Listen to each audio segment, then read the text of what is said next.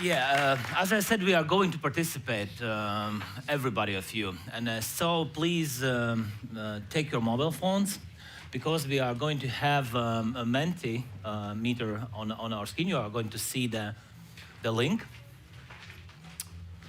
And we would like to ask you a couple of questions very soon. So, next slide, please. Yeah. Menti.com, and you could scan this QR code, you could type that number in. Not the slangs.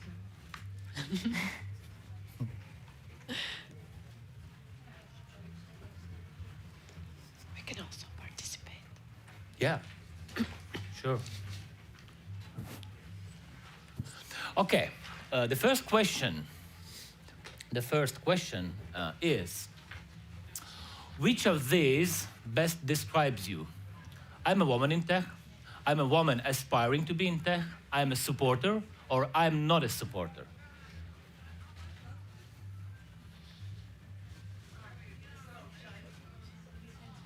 Which of these best describes you? This Mentimeter is anonymous, so you could... yeah. Of women in tech. Yeah.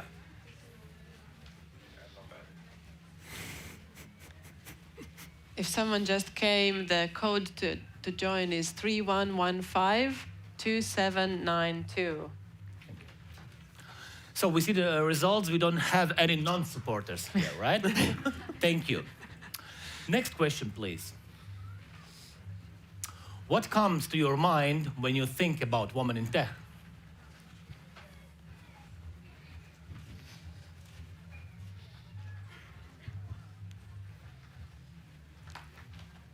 This will be interesting. Undervalued. UX design.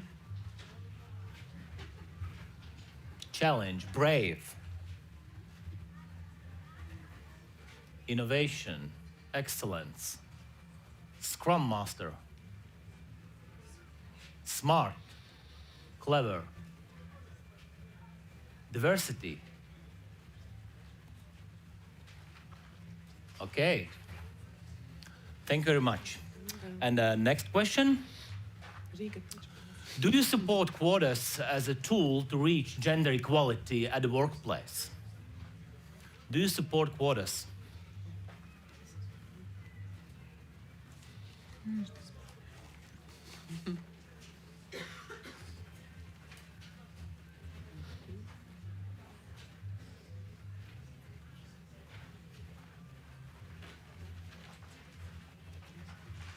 Ah, it's almost 50-50. Mm-hmm. Ah, yes, it's growing.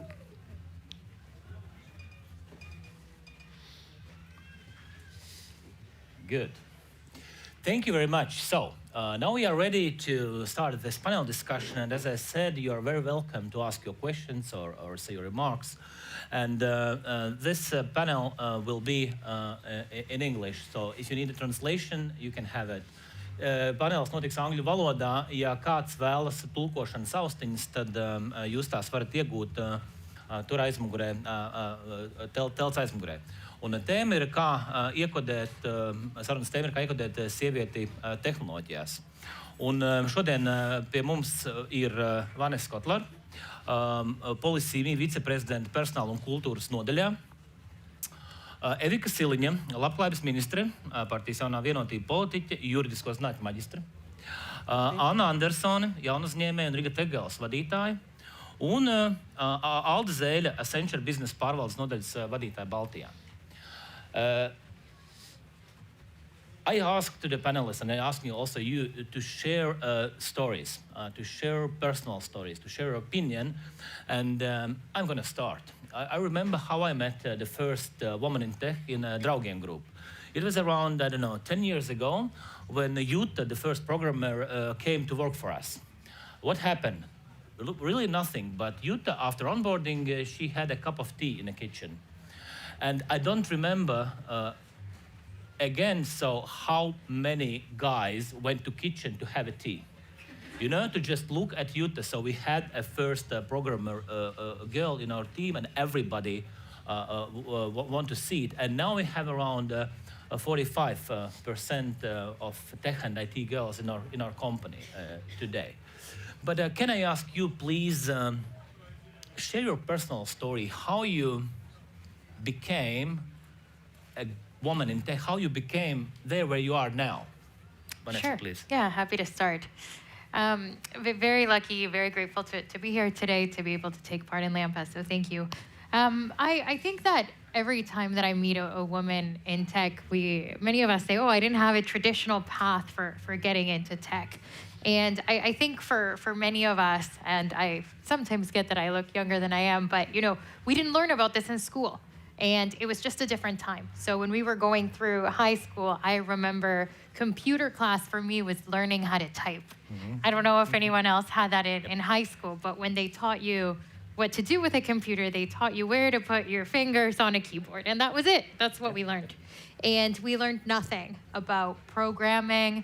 I had no idea what development was, what startups were, what technology really was. I thought, okay, I'm probably going to be a lawyer because that is what I knew.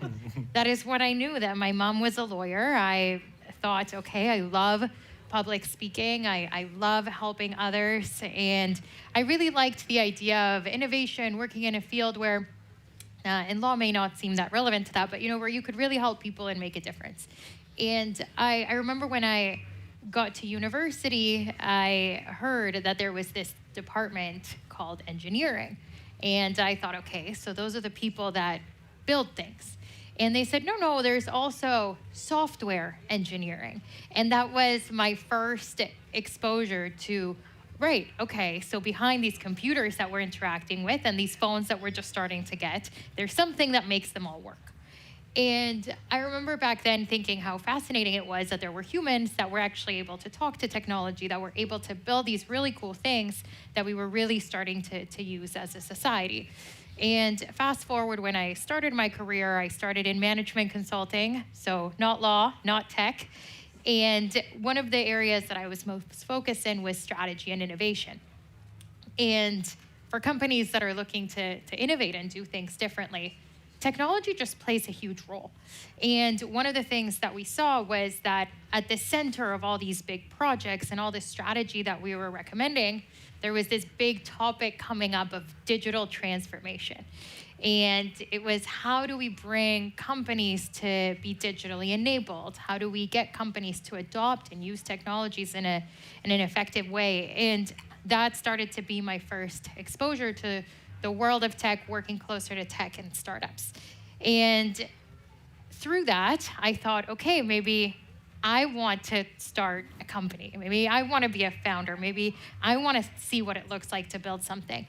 And while wrapping up my time in management consulting, I ended up doing a program where I went around the world with a group of other adults, and we needed jobs we could do remotely. This was before COVID, before remote work was really a thing. And this is a bit of a long story, but you told us to talk a lot today, yes, so I'm giving you the full story. Take your time. So we had gotten to Malaysia. We're a group of 35 adults between the ages of 24 and 52, all different professions, and there were some lawyers on there, but consultants, and funny enough, a lot of software developers, because those were some of the first jobs that people could do from anywhere. They just needed their computer. And I started to just get a lot more exposure to what it looked like to build software, what were the areas where there were products that needed to be built, and I ended up co-founding an HR tech startup with another founder that was a software developer, someone who was a lawyer, and me, and we moved to Germany with our company to a startup accelerator. So a totally different life that I never even knew existed when I was younger. And our startup failed, like most do, but it was an incredible opportunity to work day to day with developers to really understand how you build a product and to really see how to continue building for me in the startup and people space. So fast forward, when I moved back into more traditional roles, I moved within the areas of tech and the people and culture space, and how do we continue to create these types of cultures that are focused on innovation, where places where people really want to work, and how do we bring more diversity and equity into tech, and especially how do we help women see that this really is a space for them. And I'll say we've come a long way, but there's still a long way to go. I now, when I speak to younger women, I'm surprised by how much more they know than I ever would have at their age, which is amazing. But there are still so many gaps that we see today, especially still on the software engineering and software development side. And to your point, we're just over 40% female in our company. We were just about 30 people when I joined the startup that I'm at now. We're just over 60 now, and we're just over 40% women. But on the software development team is where we struggle most, just because still that is an area where women are really underrepresented. Thank you. So, Erika, you are also working in the men's world in politics. Like, why and how you end up there? Like, I was listening when I said to you, and I thought, oh my God, you are definitely a different generation.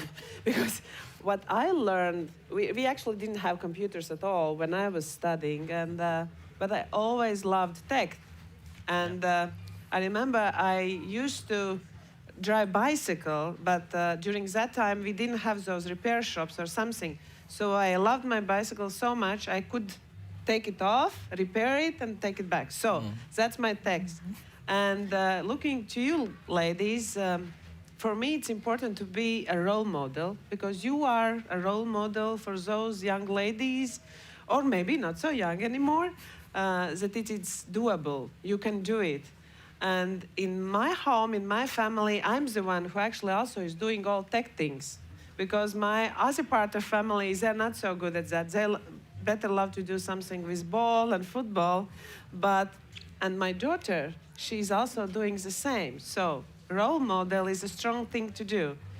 But in politics, yes, maybe sometimes and very often, I happen to be in rooms where only men are presented, and it's okay with me. Sometimes people ask me, but how you can do it? They're only men, and they're sometimes very rude, and how you deal with this?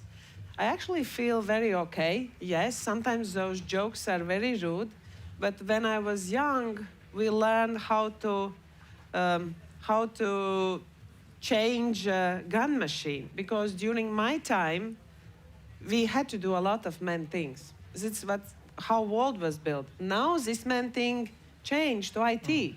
This is a sector where we used to think it's more men world, but this is how you probably enter this world, by having some role models, by having dreams, by following your dreams. And what's also very important is that when you are following your dreams and you're doing this, you really feel okay. I asked you before, how do you feel about when you are and what you are doing? Because it could be sometimes that you want to be different, but you don't feel really okay in this situation, or the society doesn't let you feel okay. And this is one of the issues for me as a minister, to let those ladies, or it could be other way around, to have diversity in any situation, because diversity makes us richer and more productive. It has been proven, there is data that when there are companies, situations, decision-making, where diversity is presented, we are more productive. I'm a woman, I'm emotional. And I'm emotional too. You are emotional too, yes. but it's a stereotype. Yeah. Women are emotional. But how you can go with some decision for many deaths in COVID or something if you don't feel emotion? You have to feel emotion. And this cabinet of ministers is different because there are more women presented. And I feel this change where we can develop decisions in a different level. So for me as a minister, it's important that whatever you choose to do, society doesn't condemn you, and provide, and for me as a politician, I should provide you the environment and to build a culture that you can really do what you really feel you are unable to do and what you dream to. So you are the heroes and role models. Thank you for that. Thank you. Yeah, you are the hero. So I think everybody, when you talk about a woman in tech, everybody thinks, oh, it's Anna, right? So tell us how you end up to do this kind of things. We got tech girls and influencing other women to go tech, and why and how. Okay. So I guess I was very inspired by Vanessa's story there, and I was kind of thinking of how was it for me. And I was good at math in school, and we actually, well, I'm also kind of this older generation, right? But we did have computers, and actually in high school I was studying programming. I was studying Pascal, a language that I don't know if even exists anymore. Well, it does exist, but it's not very used now. But anyway, so I was studying that, but I never ever considered that I might go into tech or programming myself. It was always the programmers in my school who were like really good. They were all guys, and in my class there was a guy who won a gold medal in programming in the world, and I could never imagine myself being ever close to what he was capable of. So I was in this kind of environment that was actually quite nurturing in general for development of tech, but I never thought about it. And I was in school in the end of 90s, so at that time also tech was not a huge thing in Latvia at all. So I went to study economics and business. Also just because I didn't know what I wanted to do. And half of my class went to that school, so we all went there, and it was fun, and we studied. And there I chose one of my specializations was IT. I don't know why. No reason. Just I had to pick 3 specializations. I took entrepreneurship. That I knew why, because I always thought I wanted to create my own companies. I chose marketing because everybody was saying, oh, you're a creative person. Yeah, you should go into marketing. Yeah, so I chose marketing. And third one, I just took IT. I don't know why. What turned out... Sounds good. It was like consulting, no. Yeah. I don't know. Accounting, definitely no. But IT, yeah, it could be something. Yeah, I don't know. So I chose it out of the blue, with my eyes closed. What turned out later to be very good for me, actually. So after university, I went to study in communications and marketing because I was the creative person, right? And I worked there for more than 5 years. And I realized, the future is going to be digital. I want to do something digital. Looking around at how the world is developing, I want to do something digital. And at that time, the digital was just developing in Latvia. So I quit my job at the agency, and I started my first company, and we started building websites. And then building websites, we accidentally built our first startup. So I went into the startup field, and it was not my strategy. I just followed what felt right and what was needed by other people. But I found myself very lonely in the startup world. We were basically 2 women startup founders in Latvia, and I was the only mother of startup founders. And it was a lonely place to be in. And I burned out, and then I was thinking, it would be so nice if there were other women in startups with whom I could, socialize, share my hardships with, learn from, go to these business trips on together, plan that. And that was my reason for joining Riga, for building this whole movement. And that's how I got there. So it was never kind of a conscious choice, but it was always an answer to a problem that I was seeing. And now, building Riga and the campaigns that we do and the invitation for all the women and girls to join this, it's just because I see all the benefits of being there, of building this community. And I want more girls and women to be excited about it, because it is exciting. I mean, you need to have a party buddy, right? The party buddy and... We're social animals, right? Yeah. We need other people. And feeling lonely can be very hard. Yes. Thank you, Anna. Alda, so you're from Accenture, one of the biggest IT companies in Baltic, and you're probably leading a lot of men, right? Yes. And could you tell us your story, share us your story, how you end up in this IT world? I'm actually quite also interesting story for the people who might think to move into IT for women, because when I studied, also a long time ago, there was no computers. And I went to study business at University of Latvia because everybody did, and that was a thing to do. It was early 90s, so that was a thing to do. But then my personal life took me to Canada, right? I moved to Canada in 97, and I had started working in travel industry in Latvia, and at that time it was exciting work, job, travel industry, all of that, because we were just barely able to travel outside of Latvia. And in Canada, working in travel industry, you get not so much pay. In Latvia, it was desirable. In Canada, it was not desirable. So for me, it was economic factors, right? And I think it's good thing to talk about economic factors when you're talking about changing your profession, you know. And I was thinking, what am I good at? What am I good at? I need to study something because, you know, in a different country, you need to study there to be able to progress. So I looked at, I'm actually good with computers. Now, by then, there were computers. I was pretty good. I was doing graphic design on the side as a freelance. So I thought, well, I'll do programming. I selected a one-year program, which was just focused on programming, postgraduate degree. And I finished the program. I got internship with Accenture, Java internship, yes.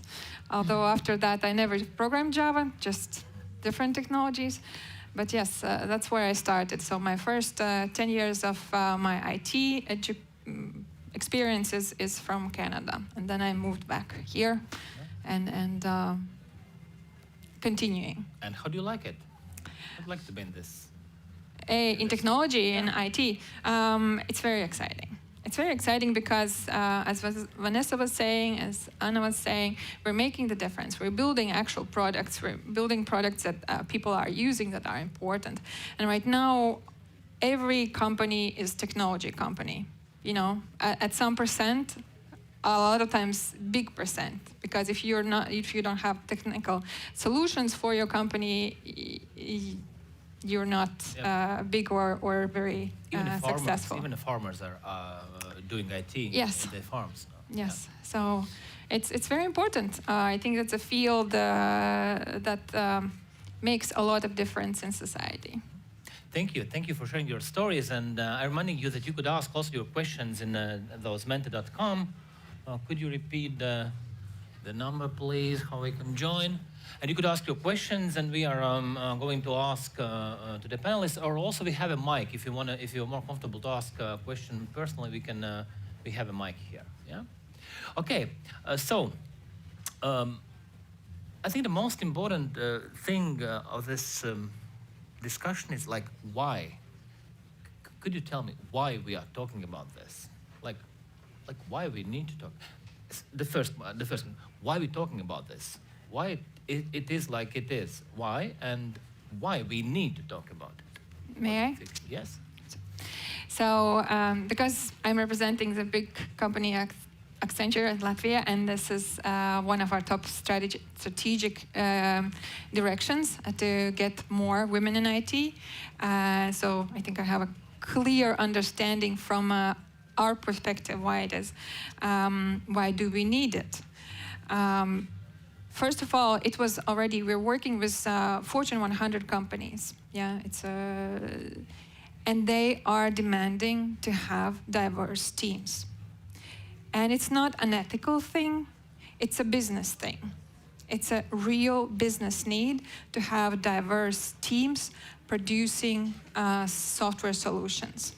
Because just imagine if you have group of individuals who've got the same upbringing, the same gender, the same race, they, as much as they would try and want to create something, they would create it in that dimension, right? But our societies are more diverse, and we need to have this diversity in the teams so that the product that we are creating is better suited for the society, right? And innovation, what Vanessa was saying, innovation is also driven by diversity.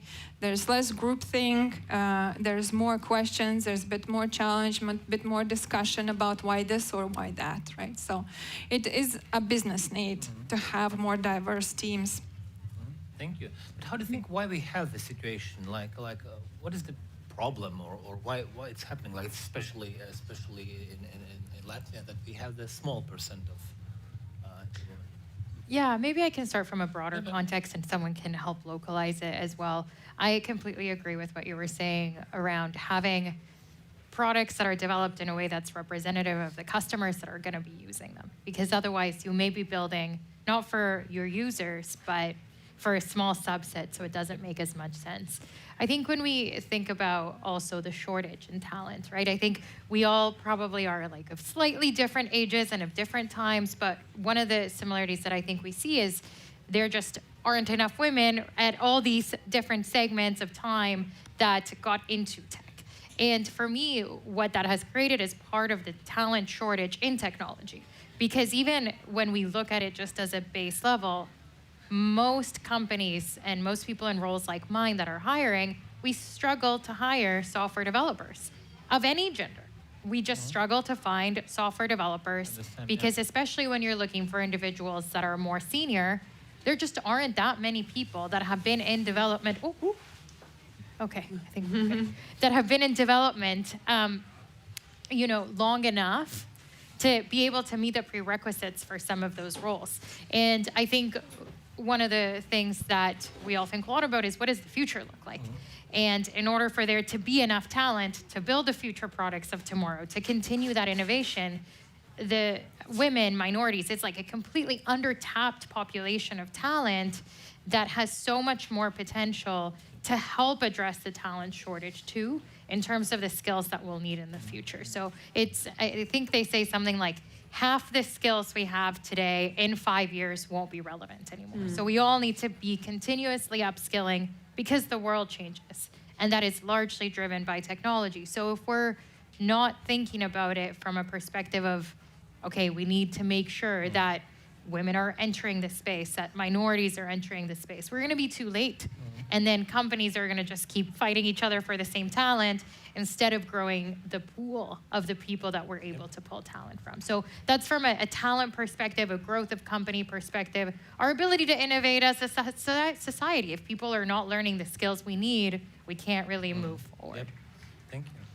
I could add you started from business point, you from product. I could see from employees point of view, and just from women point of view, you can earn more.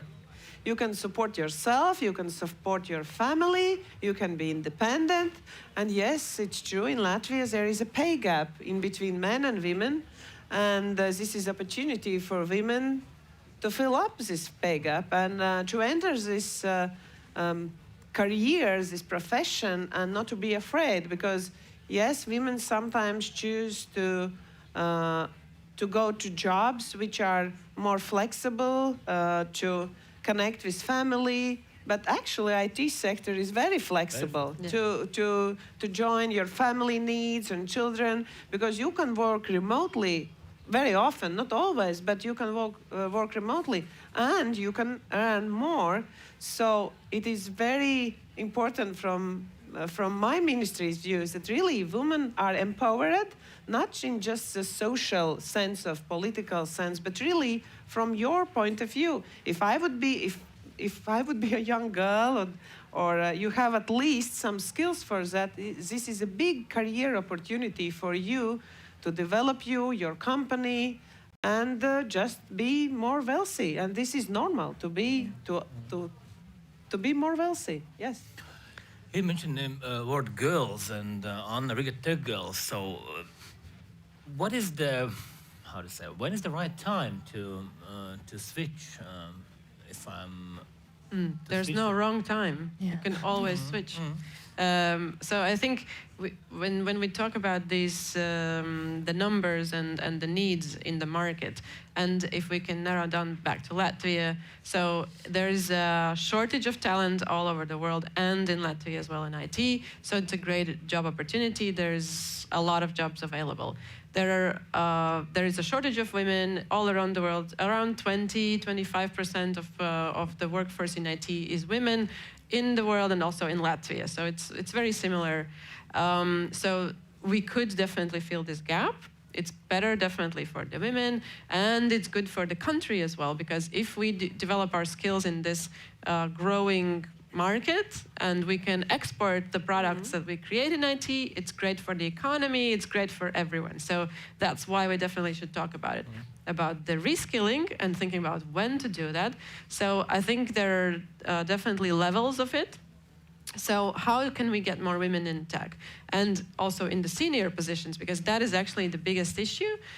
We lack the senior people, and when I work with a lot of companies, and I talk to them, so, okay, we have to work with the women, and they're like, yeah, but they will be juniors. It's not so interesting for me. I need actually seniors. And I'm like, how are you getting to get more seniors in the market if we don't get more juniors? It's just not happening. So we need to work with the junior positions. We need to work with people entering the job field. Accenture is doing a great job there, but there are a lot of other companies who are actually just fighting over the same senior people that we already have, and the salaries are rising and so on. So we need to talk to women from all generations about just the entering field, about learning these skills. And it's about the girls who are studying in school, who should also think of themselves as potential employees in this field, who are actually not doing that. If we look at the data, then at the grade 8, when the students are kind of considering which direction they might go into, IT is among top 3 professions for boys, and it's definitely not in top 3 positions for girls. And it's because of a lot of stereotypes that we have. So we need to work with the girls starting from quite young age. According to research, the girls kind of lose their interest in STEM, including technology, but also other STEM subjects, in the age between 8 and 12. So that is the age when the girls become very conscious of what others think of them, and they have become very influenced by the stereotypes. And very small remarks can make a huge imprint. If anyone, like in the family or their friends, say, oh, those are geeks, the IT guys are geeks, that's it. The girl is just not going to consider that, because she might be considered geeky, and it's very important to be cool. So it's kind of this stereotype in general about the IT sector and about girls in IT. Very, very much depends on that. So girls at that age are very influenced by the opinions, and we need to work with them. But then as it develops, it's every step of the way. In high school, in the university, talking about these opportunities, and also when they enter their first job experience is super, super important. And unfortunately, we still see that in a lot of the companies, the attitude might be not the best. It's not kind of what we would consider, sexual harassment per se, as that, or that happens as well. But it's even just, sexism, right? Sexism, yeah. but not, but yeah, harassment or sexism, but not even that. It's like a lot of the tech companies who have majority of men, they have the culture very much suited for those employees, which is right. I mean, you try to fit the people that work for you. It's beer nights, it's like a lot of this social thing is happening in the evenings or things like that. For women, especially mothers, it's very, very hard to fit into that culture. If you don't drink beer, it's hard to fit in that culture. So that step is also hard for women to kind of overcome. So it's all ages. It's never a wrong time to enter. And we need more women in all stages, in the very beginner stage, junior, in developer stage, so everywhere. Can I share a thought on that? I loved what you were saying, because I think at that age too, the media doesn't help when you think about a woman in tech, or there's a show, I don't know if it's here in Canada, it's called Criminal Minds, and the woman in the show, she's the one behind the scenes doing everything tech-wise, computer-wise. She's super smart, but she's a little bit weird. She's a little bit different. She looks kind of not as a traditional female, and she's not someone that every woman would be like, I want to be like her, or I want to look like her. And I think there's so much to be said about the role models and what when young girls think, I want to look like her, she's pretty.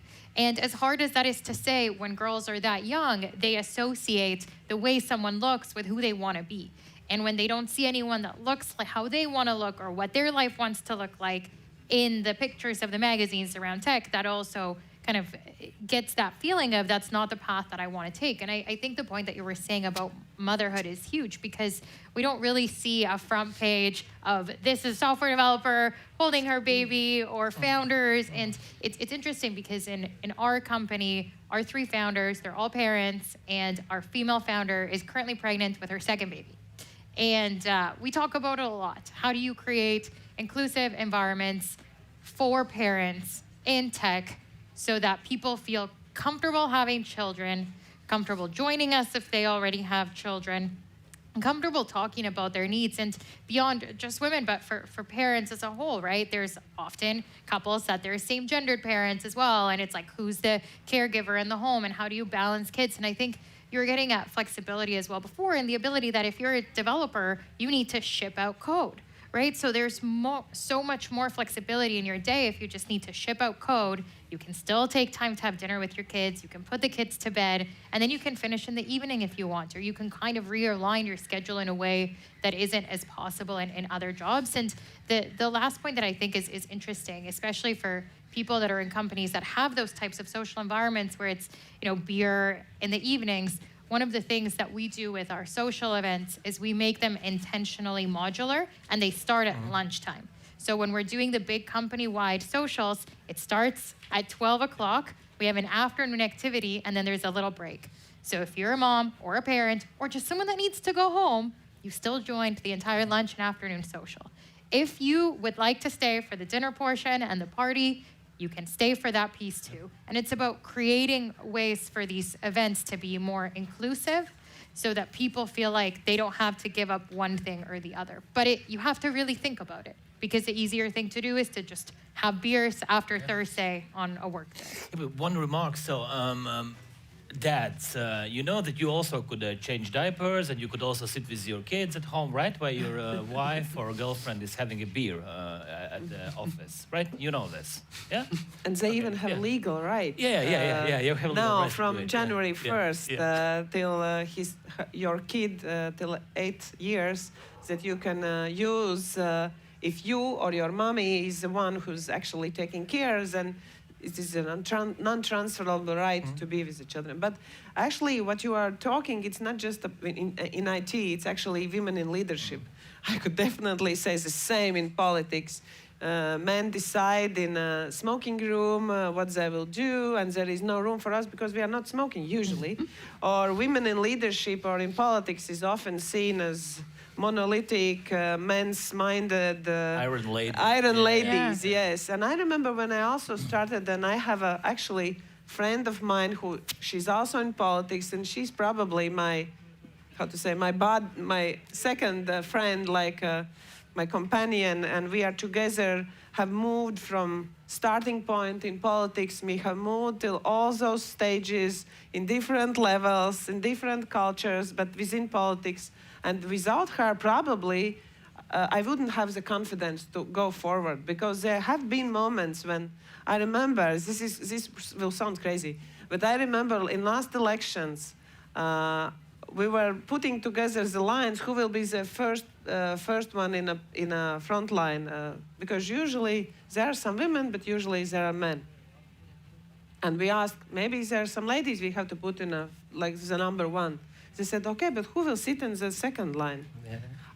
It was crazy. So it may be sound crazy, but that's the mindset also for ladies in leadership, that either you will be the iron one who will eat the other partner off, but I found that we can make a good collaboration with other ladies within our party. We can get stronger. And we don't need to repeat this stupid stereotype by only killing your partner. You can get to the positions. This is one point. And another one is this culture, right? Where the decisions are made, and are they good for ladies in this room? And how do you look like, right? For young girls, do they really want to be in leadership if they see normal family or whatever family with children, but some role models they want to belong? It's very important that we can show this diversity. It can be different. One lady will like your haircut, another one will like mine, but we really need to show them off, like in a public, in media, in social media, that it is doable and we are different. It is possible. That's why I told you are heroes and role models. Can I make a remark on the decisions made in the smoking room? There are these men's clubs, right? That's a historic thing. It's not an exaggeration. Men's clubs, boys' clubs, everything. So what we did with Riga Tech Girls, we have created this. We have spa strategy weekends, and I can tell you, the best ideas and decisions are in the steam room, where we get together, and I can imagine these mafia bosses in the olden days who went to the steam room together and made decisions of who's going to be doing what, and we do that as well. Nice. So you can find that form that actually works for your people and that works for women and mothers and everything, which also can have that impact where you can make great decisions. This is good maybe in a parliament or in a... you could do... Are you going to shut down smoking room, right? In a parliament, I heard. So maybe we could create this... No, no, we have actually some ladies chat, and it's actually very inspiring. And sometimes we can inspire each other here, because this is a room we can... this is a digital room, actually, where we can share our feelings and emotions, and sometimes we also can make some decisions. Okay. I would like to ask one question from audience. Very interesting question. Hi, I'm a man, and with multiple attempts didn't succeed to enter IT world. I consider myself as early adopter, but coding just didn't click for me. Where's the trick? How to pass the first agony for everybody? How to pass? Yeah, we are asking girls, okay, join IT, and I'll take the question, since I guess I'm... So, IT. So, everybody thinks IT is just coding. It's not just coding. There are a lot of different jobs in IT. So, if the person is not really don't feel the attraction to the coding, there's business analysis, right? So functional design, there's UX design, there is sales. Still have to do sales, right? For the company. So there's different options for different skills, right? So definitely, IT is not just coding.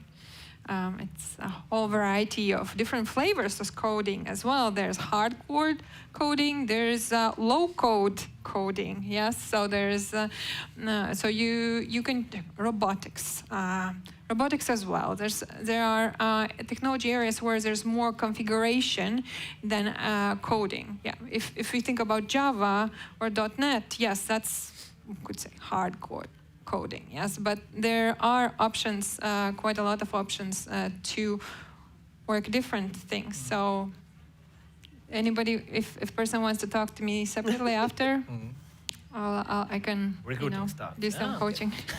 Thank you. But about this first agony, so probably everybody of you tried and it wasn't success at the first time. So how to pass the first those?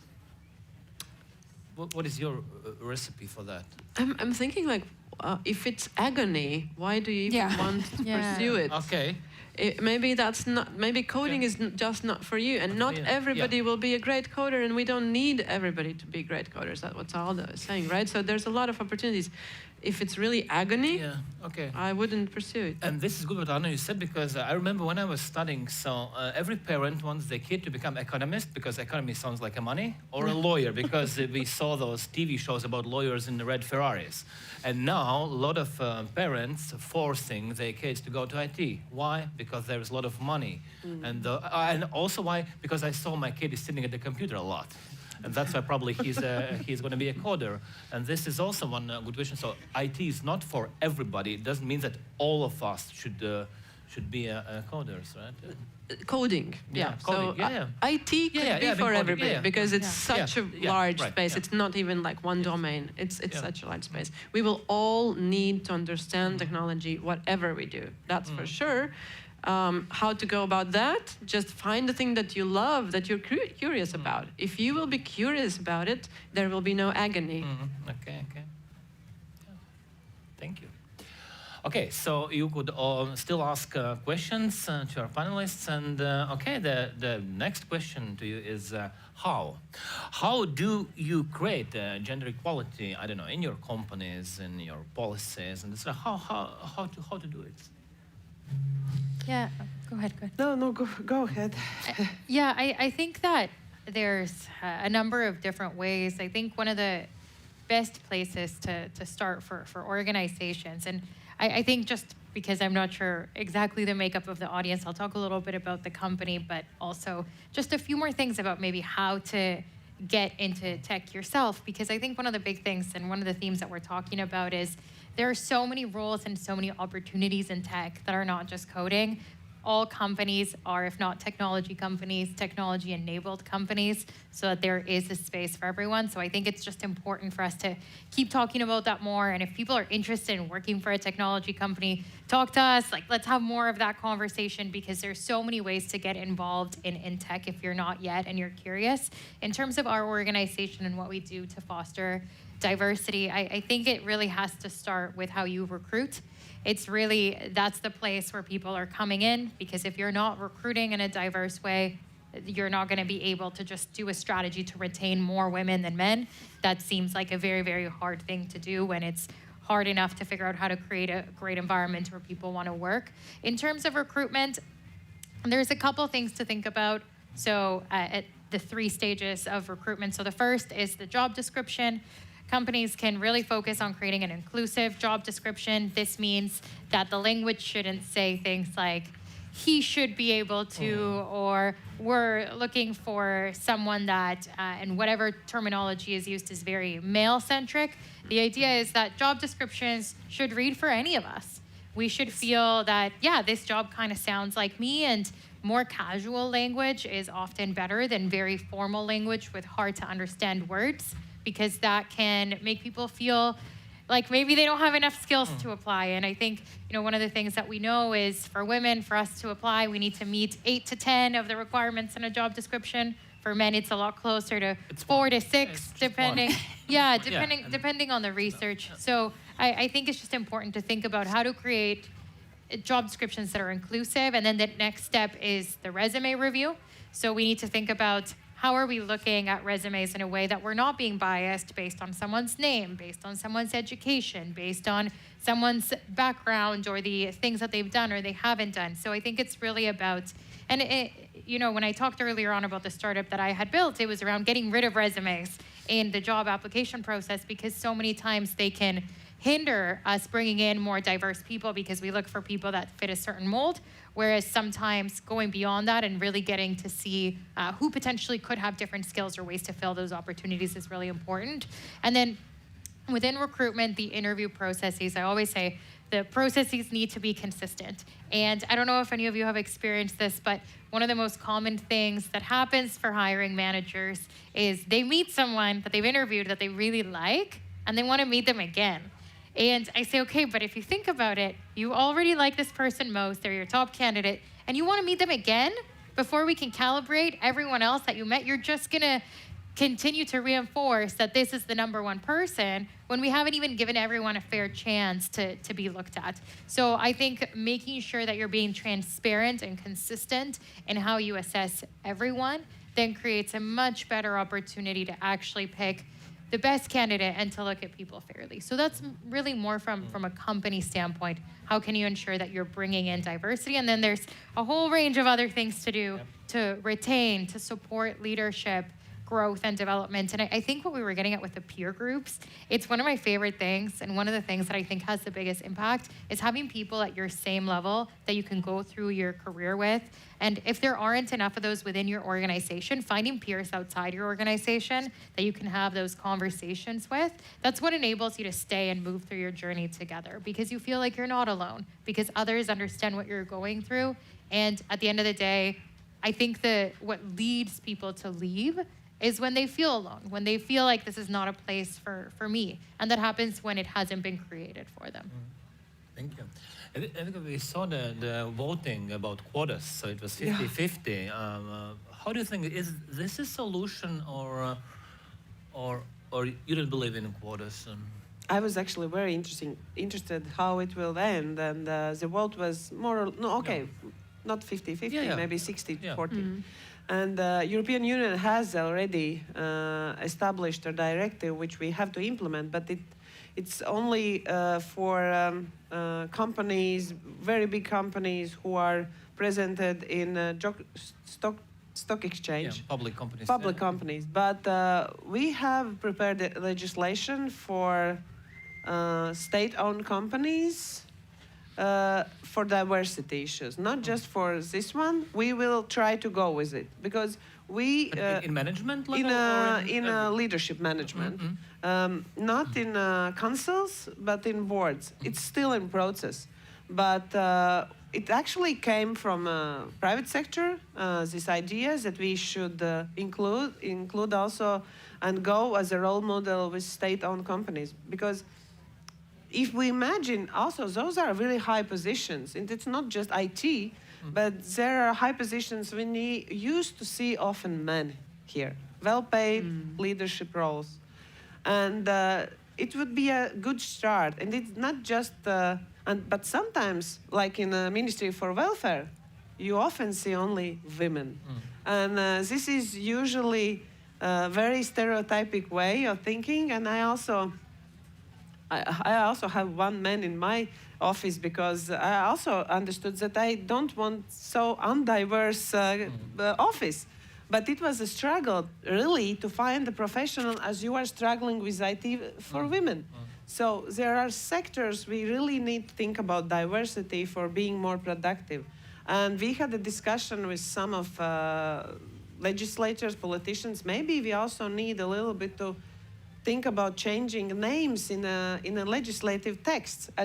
Actually, your suggestion was really good and sensitive, because when you are hiring someone, you have to understand how he sees, is it inclusive or even interesting for him? Does he or she feels belonging to this proposal? As well, in a legislation, sometimes we say there is ministers, there is no ministre, there is presidents, no presidente.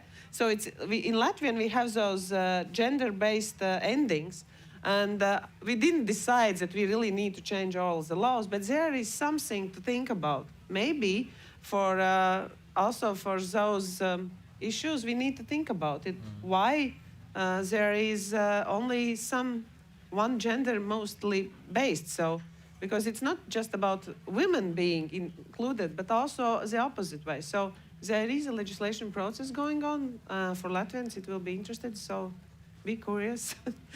Should be soon. Do we have a male version for Māsiņa, nurse? Do we have, or not yet? No. And how many men are working in this, right? There is something about that. Or skolotāja. Skolotājs, yes, there is ending. But still, there is some connection. We started to discuss. There is some connection in names or positions, even in which gender you are proposing it. So it was a thought, but maybe we will go forward. Yeah, even driver we have in a chauffeurs in Latin language. Chauffeur. Driver, yeah, we are not saying chauffeur, right? Yeah. Yes. Yeah. Yes. The language plays a big role in this. Especially for those maybe languages where this is different, because I believe there are some languages where you don't put. Yeah. Yeah. English, for example. English. Yeah. Yeah. Yep. Or Estonian. Yes, I heard Oh, really? Estonian. No, yeah, in Estonian there's no sex and no future. No, sex and it's good. It's good. Yeah. So one question from That's their secret. Sex and one question from audience, by the way. Very interesting. How do you expect women from non-IT fields to join IT if most companies are hesitant to hire entry-level specialists at all? So. It is a big issue. Working with a lot of companies, what we've seen is that the companies really want to see candidates who have experience, but of course you can't get experience if you're not hired. So it's like a vicious circle. So what we try to do at Riget Cycles currently, we've introduced practice projects where those who study IT and they want to enter something, they can join these practice projects and practice and become, a little bit experienced at least. Then there are great companies like Accenture who actually hire entry-level and junior people and train them and help them grow. And Accenture is not the only company in Latvia, but there are these companies. So it is possible to get those entry-level jobs.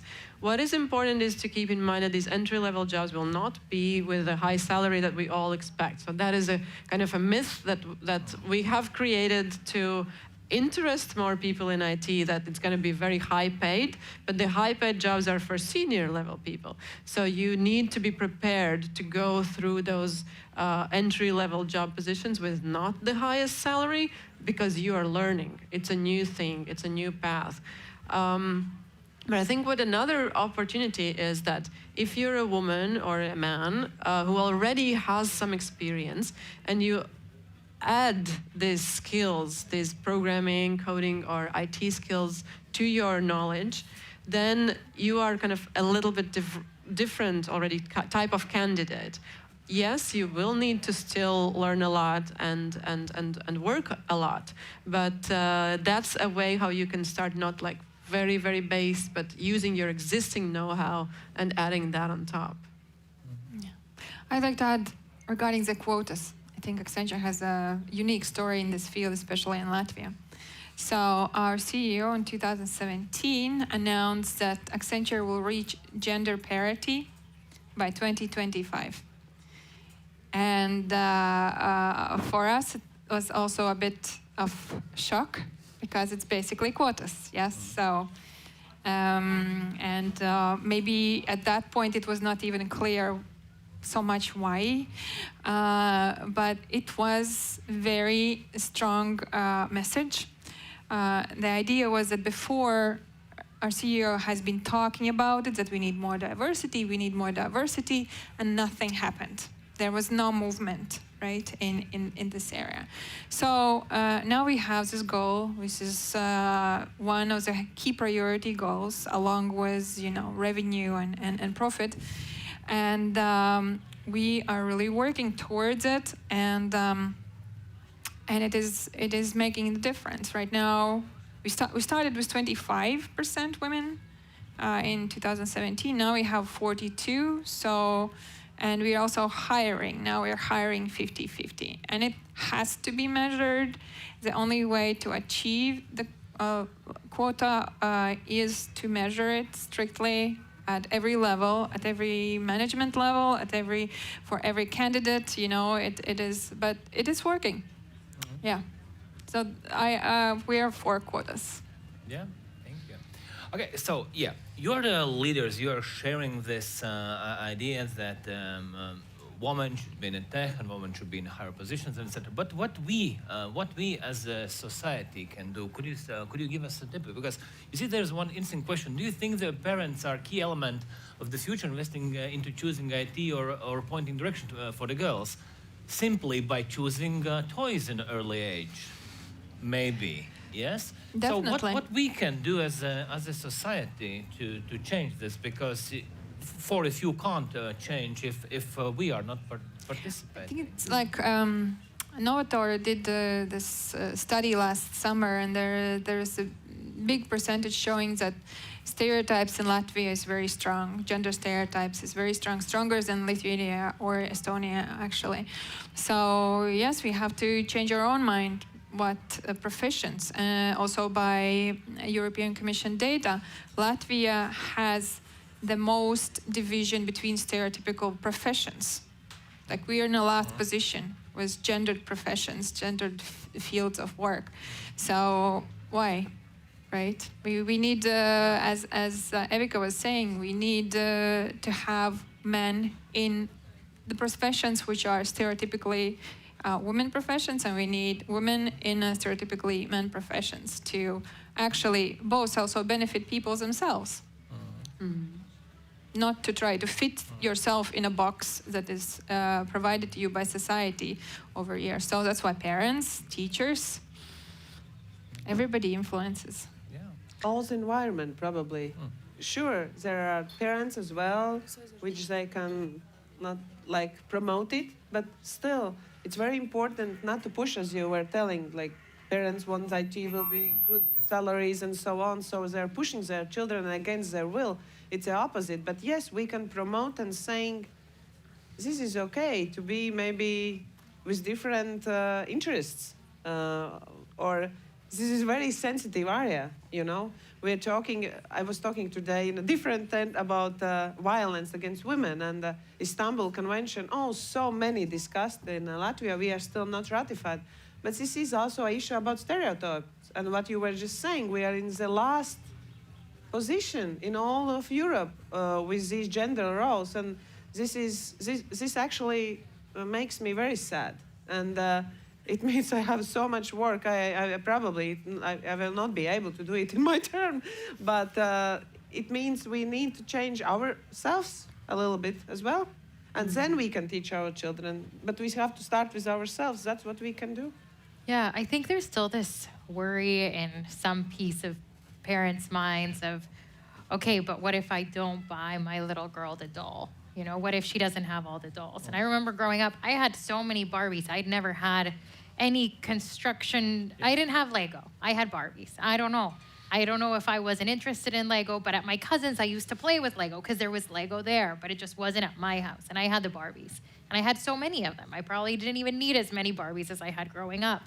And I think part of it is, you know, when kids are that young, parents, especially for the first few years, are the ones just giving the toys, right? A 2-year-old doesn't know what to choose in terms of what they want as their present. And I think part of it is, and first of all, that's like in a place of privilege, knowing of we can buy the kid whatever toy they want and being able to afford those things. But I think in those situations, it's about putting an assortment of different things for children to be able to play with and to experience. And I think sometimes we get so stuck on these are the toys for girls or these are the toys for boys, where they're just toys, and giving more of an opportunity to just play with anything. You can then see where kids are leaning. And I have many friends with young kids, and we talk about this, right? Like, what are you bringing into your home, or what are you giving your kids? And I have a friend that she loves to bake with her little son who just turned 3. And he's in the kitchen with her all of the time. And he has one of those, I'm sure they're here too, but they're like the little wooden things that go against your counter to make the little kids taller so that they can reach. And he has a little bowl, and he bakes with his mom, and he's making cookies, and he loves it. And that's because she does it with him, and that's just become something that they do together. But someone might say, oh no, why is the little boy baking? Well, why is he not baking? And in the same way that a little girl can be out with her dad in the garage fixing a car. Not to say she can't be with her mom fixing the car, but as we were getting at, most moms are the ones baking and most dads are fixing the cars. But for that to change, we need to bring our kids into it earlier so that they can see that they can do either. Fixing a bike, right? Yeah. But by the way, also books. I remember I have a daughter, 5-year-old, and I read a book about princesses, you know, and I'm reading it out loud, and then I try to understand, like, there's no reason in that story, you know, like, princess is pretty, she's, I don't know, find a prince and went get married, and like, no reason in this story at all, but we have that kind of books at our homes. A lot of those books. Yeah, the books make and the stories that we teach our kids, and I think this is developing. It's becoming a bit better. Like the narratives about the girls' roles and girl characters are becoming better, and about boys, being more humane, also becoming They can better. cry now, right? Yes, allowed to cry. But it's interesting, so about the gifts and the kids, it's not just about giving your own kids, but also what you give as a gift when you go to visit someone. And it's like when you go into the toy store, and I remember this experience, I'm like, I need a gift for a 6-year-old kid, and like, a boy or a girl? And I'm like, what do you mean, a boy or girl? Like, is that the big difference? Like, so definitely giving the girls constructors. Like, I used to play with constructors when I was a kid. Maybe that influenced me. I don't know, but I loved it. Like putting things together, building things. And there will be girls who love the dolls more, and there will be boys who love the cars more. But that's okay. And we can all just. It's the diversity that we provide in every step, starting from when they're little kids, when they grow up. You try to think, okay, most of the girls in Latvia, they go singing and dancing, right? Because that's free, actually. The state and the municipalities pay for those, but there's no free robotics, maybe, or free, something. And then we want to change that, and we actually had a crazy discussion about that because we wanted to put this is interešu izglītība, and we are putting crazy big money actually in this field, and this is dancing and singing, and dziesmu svētki is coming, and it's very big deal.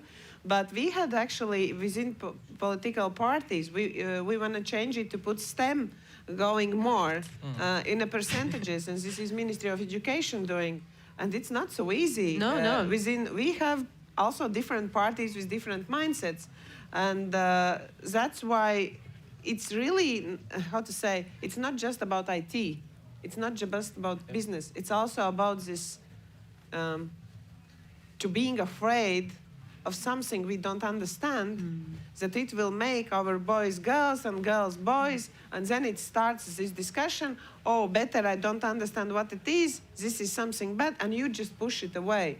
But actually, they will not change their gender. They just want to do things they really love, and it doesn't mean always should be dolls or dancing and singing. And my daughter also, she was doing everything, but also she was not interested in dolls. And I remember all my friends were trying to give us a present, her the most beautiful doll, and I didn't know how to react because she was totally not interested. And it's sometimes not so easy also to go through all these stages to understand your child, because he's very young and he doesn't know what he likes. And you as a parent, you should be very careful and not to push in one or other direction. You should just actually be a good to watch very in a smart way and to see what's actually really interests him. Just to be a very how do you call those butterfly effect. You cannot be pushing him strong. That's why I have my knowledge of it's different with girls and boys sometimes, yes, but there are situations when you have to push a little bit and then you have to step backwards. So it's really, we have an idea. We were discussing in our political parties' councils this, to put STEM more forward, and there will be no difference, girls or boys, just to put more percentages for STEM.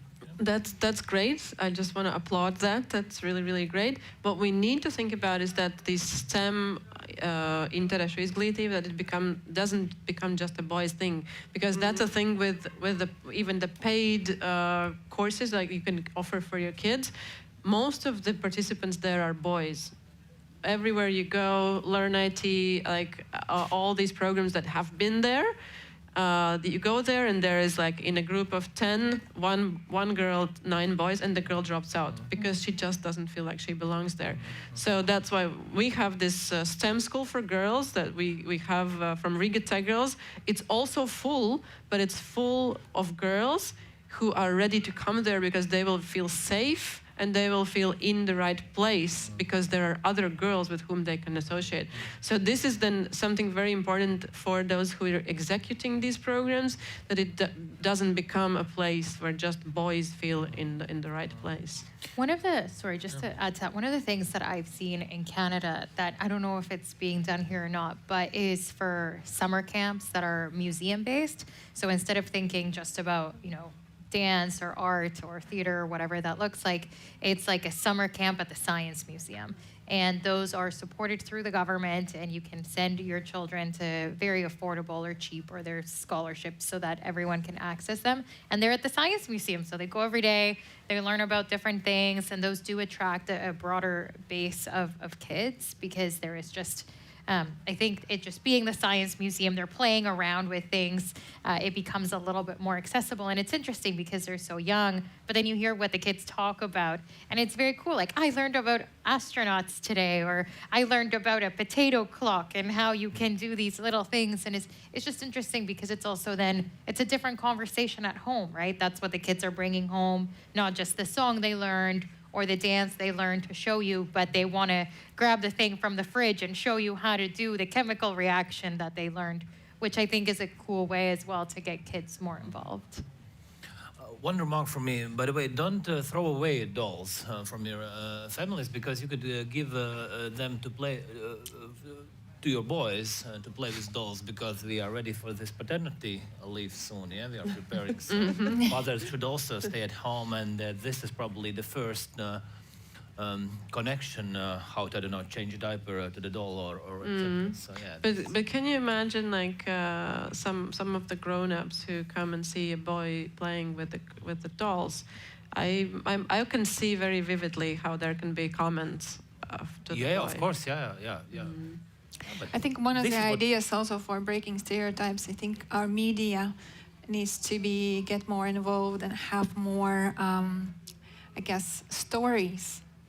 What we were talking about stories before, about the tech girl being geeky or something like that, but just having normalize women in IT professions or technology or other way around, because I think media makes a huge difference, right? Yeah. It makes a huge difference. How you perceive and how you learn, because this is part how you learn what is to say normal, right? Or what is expected from you as a stereotype. So Latvian media also could either cartoons or children's programs introduce more diversity about professions. Thank you. And Mans Mazais journal writing about fathers taking care of babies. Yep. Yes. Let's take one more question. What do you suggest to start to go in IT? I have a degrees in natural science. Anna? Depends probably on which profession in IT. Natural science. Dabas, yeah. But so if you want to become a coder, just start coding. That's what everyone, we have our lectures, our mentors who come and talk about this, how to start coding, how to learn coding, just start coding. Like, there's a lot of opportunities for that. You can find a lot of the beginners guides on YouTube. Like, it doesn't cost anything. You can just start and see if actually you like it. But in IT, there are a lot of other opportunities as well, as we discussed here, not just coding, it can be many other things. If you like to find what doesn't work, you can learn to be a tester, a quality assurance specialist. If you like to think about how systems work together, there is DevOps, there's system architecture, system analysis. So there's just a lot of, I think the first thing actually, if the question is about how to start, figure out what you want to do. And it's a really hard question. I hear it, like, what you want to do, and especially it's like, you can do this. So I think Riga Tech Girls is a great place. You have some lectures about, demystifying certain things. At Accenture we hold such events about demystifying, what you might be interested in. Because I also remember when I finished my programming degree, and I felt like I know nothing. I had great marks in my program. I was the best, but I absolutely didn't know nothing, and I didn't know what I'm going to do now with it. And then I just went for an internship where they took me, and that's where you kind of go further, right? I think with any academic education, at the end of the day, you have some information, but you don't necessarily have a profession right away. Yeah, so you have to take one step at a time. Yeah, join Informāciju Tehnoloģiju. We're opening registration next week. Something else as well, and I don't know how popular is LinkedIn here. Is it quite popular? Yeah, it's okay. Yeah. I think, you know, in North America, I'd say it's very popular as the place to learn more about jobs and job opportunities. And I get this question a lot being in the HR and people space. How do I figure out what do I want to do? Or how do you start narrowing down if you have an idea? And I always say the same thing. I think you have to do the work because someone else can't tell you what you want to do. And how you do that work is you talk to people, but in a structured way so you can actually get meaningful information back. So what I always recommend is spend a little time on LinkedIn and find 10 people that you're interested in talking to, and then find 10 more that are close to those 10 people in case your first 10 don't say yes when you reach out. And you can always find more and more that are similar. And of those 10, think about what are the 3 questions that I want to learn about from each person. And reach out to them on LinkedIn and ask for, 15 minutes, 20 minutes of their time and say, hey, I'm trying to figure out what I want to do. Your career path looks really interesting. These are the 3 questions that I have. Do you have 15 to 20 minutes for a quick call? Or could you type me out some bullets to my 3 questions so I can get your insights? And then that way, when you do it systematically across a number of different people in different roles, you can then read all the information you've gathered and think back and really assess with yourself, what if this appeals to me? What are the areas that I like? If you're doing this in Excel, like the structure person that I am, you can put them in green if you like it. You can put it in yellow if you're not sure. Red if it definitely was a no. And you can ask everything from what does their day-to-day look like? How much flexibility do they have in their roles? What do they study to get there? What does career progression look like at their company or within their field? All these questions that might be on your mind around what do I want my future to look like? Think about people who you find that potentially have a future that you want, and they're probably your best source of information. Thank you. Very interesting question. Next one. What authorities, what governments could do, like Canada and Latvia, to help companies promote diversity? Is it just up to the company or up to the government too? Like I said, we have legislation coming saying that there are certain criteria to certain companies where they should reach some diversity. Maybe it will not be 50-50, but there will be at least some percentage, and there will be a push from the government side to find this diversity. And it doesn't mean that women should come only in, it means also men, and it's also in different other diversity criteria, not just young people, some silver people, or not just silver people, some young. So this diversity is not just gender-based, it's racial, national, language speaking, very different kind of things should be taken into mind, but it's actually good for the company because it makes the company more productive. They can, as you already were talking before, you can make better products because you can make more wider decisions. You can see it from different perspectives. Like you see this bottle only from one side, but when you put another things on, like somewhere here or like here, so it's more wider seeable. So diversity is, what does it mean? It's good for yourself, but if you don't understand that, or you state-owned company, we can a little bit push you. Yeah, and also good because how to promote. You should show your example by yourself. No, sure. So half of ministers should be Half women. of a minister should be. It is already, or Not, it's not? no. Not. Okay. As I was mentioning before, our ministry is very women-oriented. A lot of women are working in this ministry, and for example, Ministry of Defense, a lot of men or other ministries. So we have to start with ourselves in hiring process as well, in providing this flexibility and probably we haven't discussed yet enough about diversity, and that's why we also are not showing the best example. So, and yes, also talking about it, explaining, and actually believing ourselves. Yep. Because while we are not believing ourselves that it is needed, as you were telling, you need also understand why you are doing it.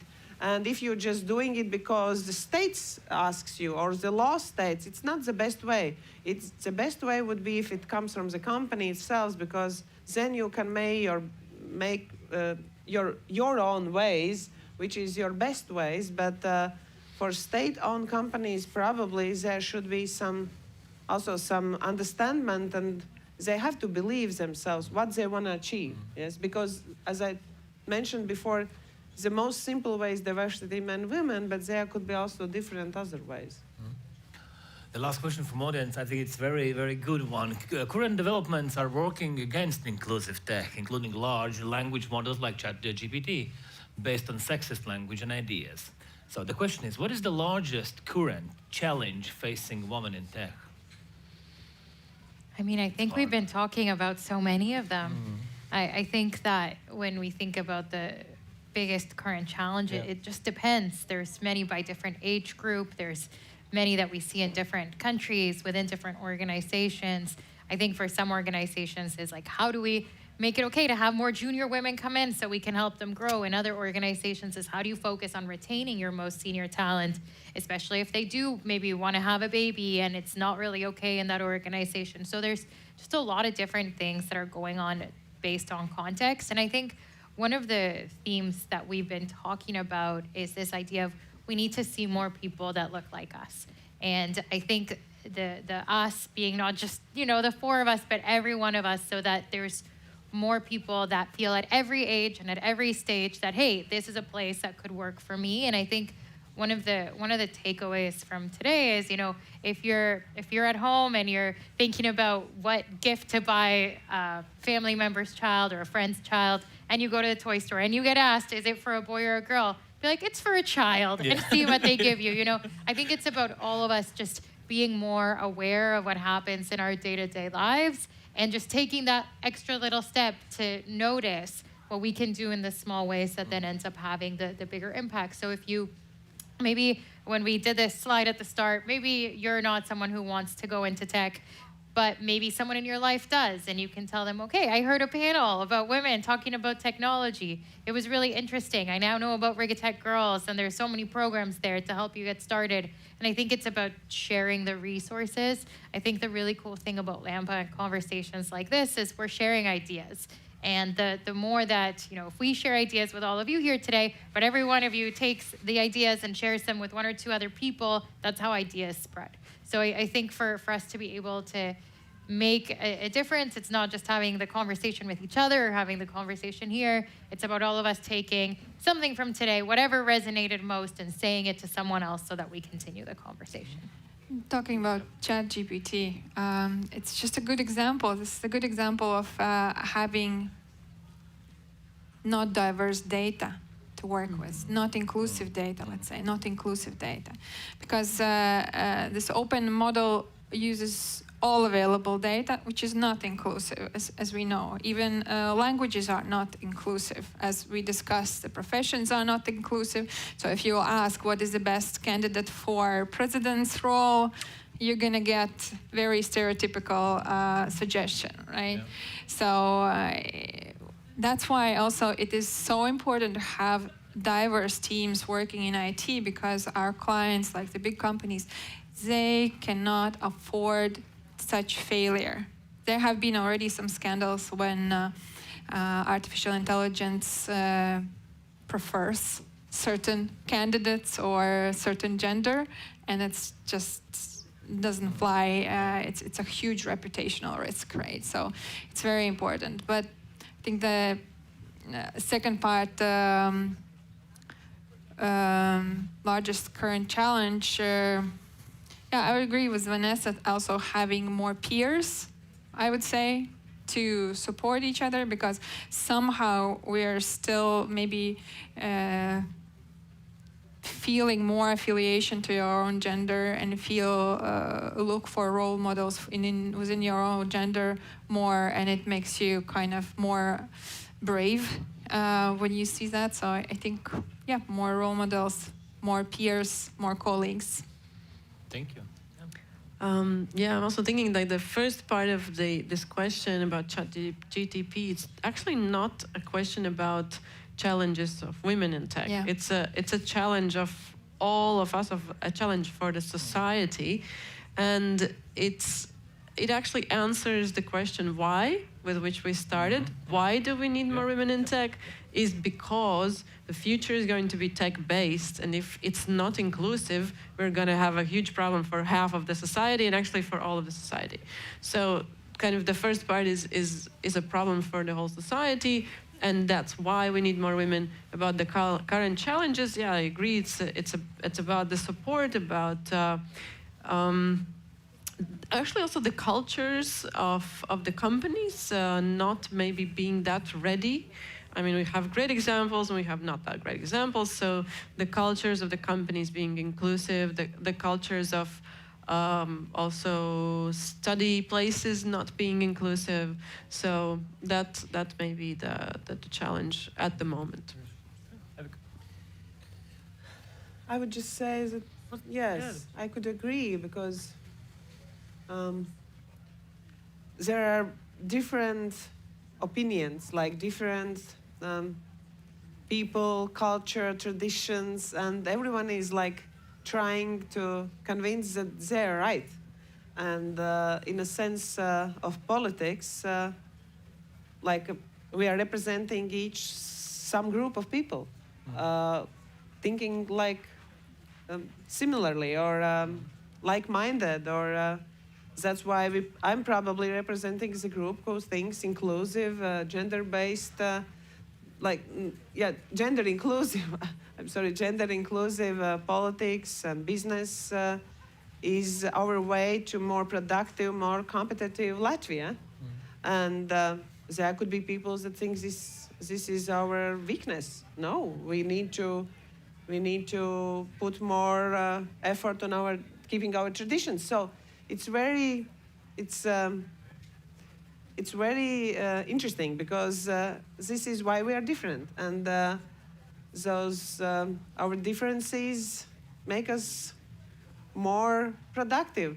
And if you speak about cabinet of ministers, I already mentioned before, yes, there are some diversity right now, and I can see those changes. And it is important that those role models plays important role in all of areas of our lives. But also, we need those tradition-oriented people also present. That we have religious groups, and they have their own rights, and we have to honor them as well. So that's why ChatGPT also need to study a little bit more.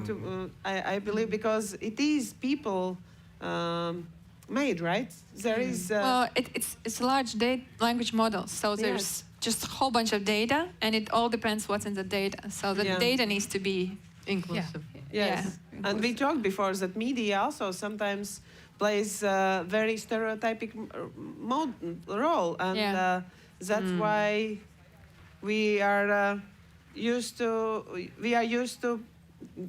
girls liking dolls and boys playing different cars and toys, and that's why probably also this chat puts together what he found from the large amount of data. But yes, that's why we are humans, and we need probably to change also this. Thank you very much for sharing your personal stories, your idea. Thank you for asking questions. And diversity is not just good because women are your sisters, mothers, and your relatives and colleagues. Diversity is cool, but at the same time, diversity is money. Diversity is huge money. You can earn more if your team is diverse. So trust me, I know what I'm talking about, and also you know what I'm talking about. So thank you very much, and thank you to viewers, and see you soon in coding schools and IT Yeah. events. Yeah? Thank you. Thank you.